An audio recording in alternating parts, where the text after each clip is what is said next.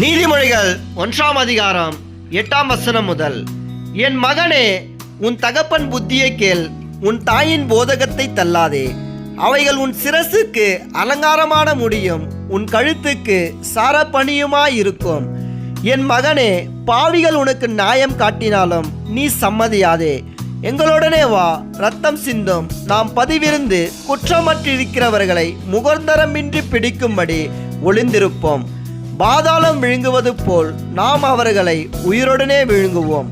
குழியில் இறங்குகிறவர்கள் விழுங்கப்படுவது போல் அவர்களை முழுமையும் விழுங்குவோம். விலை உயர்ந்த சகலவித பொருட்களையும் கண்டடைவோம். கொள்ளை பொருளினால் நம்முடைய வீடுகளை நிரப்புவோம். எங்களுடனே பங்காளியாயிரு, நாம் எல்லோருக்கும் ஒரே பை இருக்கும் என்று அவர்கள் சொல்லுவார்கள் ஆகில். என் மகனே, நீ அவர்களோட வழியில் நடவாமல் உன் காலை அவர்கள் பாதைக்கு விலக்குவாயாக. அவர்கள் கால்கள் தீங்கு செய்ய ஓடி இரத்தம் சிந்த தீவிரிக்கிறது.